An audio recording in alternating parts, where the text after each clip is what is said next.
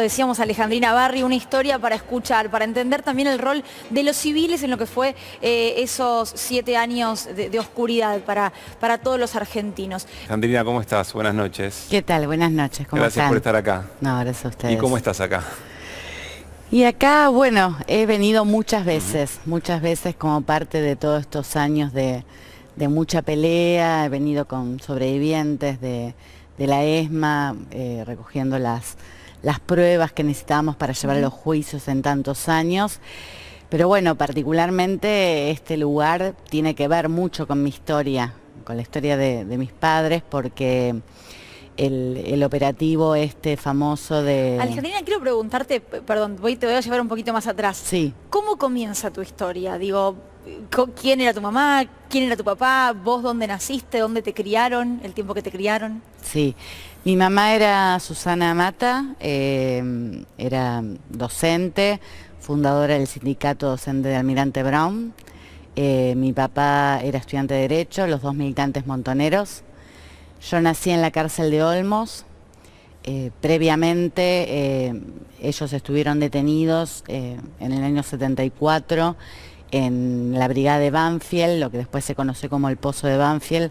Hace poquito di testimonio en ese juicio de eso, que mi mamá llegó embarazada allí. Y bueno, y tengo mis tíos también desaparecidos. Mi tío Enrique Barri y su compañera Susana Papic también. Así que mi historia, bueno, empieza...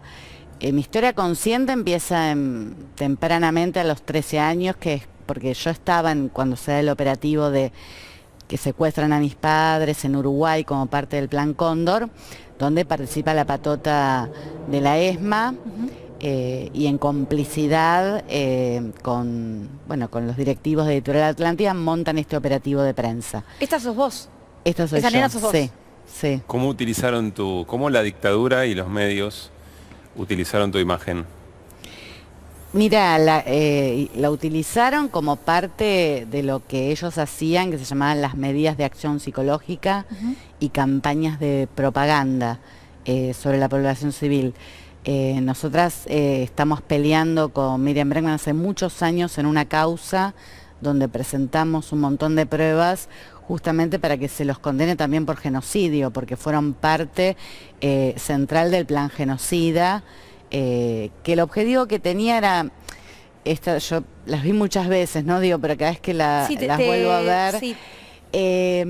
Sí, el objetivo que tenía, yo estaba secuestrada en ese momento, entonces me mostraban a mí en las tapas de las revistas, Los Hijos del Terror, Alejandra está sola, como víctima de mis padres, que mis padres eran unos desalmados, terroristas. O sea, ellos decían que ellos te habían abandonado a vos en Uruguay, entonces te sacaban fotos, armaban notas y decían que, bueno, porque tus papás no te querían y porque no les importaba nada, te habían dejado vos ahí tirada. Claro. Eso es lo que ellos vendían. Sí, porque no les importaba y porque eran desalmados terroristas. Claro. Sobre mi mamá particularmente era mujer, entonces era un ensañamiento particular porque, bueno, rompió con el mandato de solo ser madre y quería ser militante, ¿no? Claro. Yo me encontré con estas revistas... Y dirigente sindical. Claro. Que recién comentábamos. Sí, mi mamá fue parte de la fundación de la CETERA, en la clandestinidad, bueno...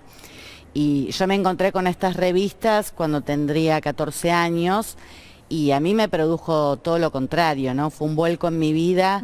¿A vos no te habían dicho que tus papás habían sido desaparecidos y asesinados? Yo estaba con ellos cuando pasó todo esto, pero como era muy chiquita no me acordaba. Entonces, bueno, después me crié con mi abuela materna, bueno, toda la situación de miedo. Cuando me encontré con estas revistas, a mí lo que me generó... Digo, con ese mensaje que querían dar los militares era todo lo contrario, ¿no? Todo lo contrario, en el sentido que empecé a sentir un orgullo por mis padres enormes de lo que fue su militancia. Yo también me convertí en militante y todo, hace poquito les contaba que declaré en el juicio del Pozo de Banfield y decía que todo lo que pude reconstruir, que al revés de lo que decían acá los militares, Alejandra está sola, es porque yo nunca estuve sola. Porque... la pelea que hace décadas venimos dando contra la impunidad es una pelea que nadie la pudo haber hecho solo. Fue con una lucha común, colectiva, con los sobrevivientes, con los familiares, que tuvimos que enfrentar muchas cosas, años de impunidad, con los partidos tradicionales, las leyes de obediencia debida, punto final del radicalismo, los indultos de Menem. Nos decían que ya estaba, que no se podía seguir peleando, que la impunidad de los genocidas iba a permanecer, y esa enorme lucha colectiva hizo que logramos anular las leyes, que cada paso que dimos en la pelea contra la impunidad lo logramos producto de eso. Pero falta mucho, falta mucho porque yo escuchaba un poco lo que decían esto, y es parte de mi reflexión. Los civiles no es que fueron cómplices, me parece a mí. Sí, sí. O sea, los civiles, los grandes empresarios de los medios, digo, pero los grandes empresarios son los que orquestaron el golpe militar.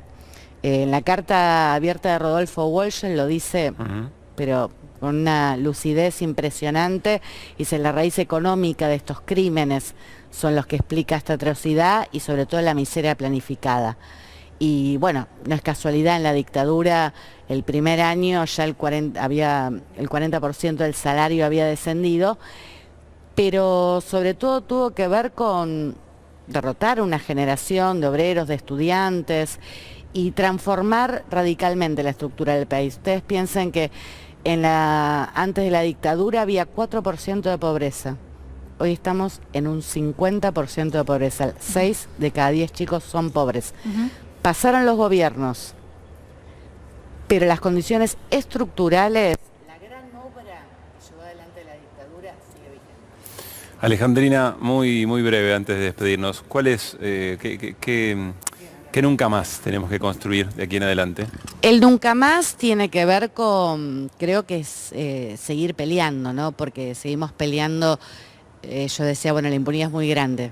En mi caso también la jerarquía de la iglesia, que mi tío fue desaparecido y mi familia iba a ver a este famoso Gracelli, que era el nexo que tenía en la jerarquía de la iglesia, justamente con los militares, y es parte de lo pendiente, ¿no? Pero creo que no puede haber nunca más si no hay justicia de verdad, y por eso esta lucha la tenemos que seguir llevando adelante, como hemos hecho todos estos años, en las calles. Este 24 de marzo, con todos los cuidados necesarios, pero vamos a estar movilizadas con el Encuentro Memoria, Verdad y Justicia, con Nora Cortiñas, que va a estar en un acto virtualmente, pero que llama también a movilizarnos, porque es la única manera de pelear contra lo que falta, los nietos que nos falta recuperar, pero también con las consecuencias actuales de la represión que hay, la desocupación, los trabajadores que la siguen peleando, y bueno, es muy importante para eso continuar esa pelea, y creo que es el mejor homenaje que le podemos hacer a mis padres y a los 30.000 detenidos desaparecidos. Gracias, Alejandrina. No, gracias por tu tiempo, gracias a ustedes por haber por venido en invitarme. este día.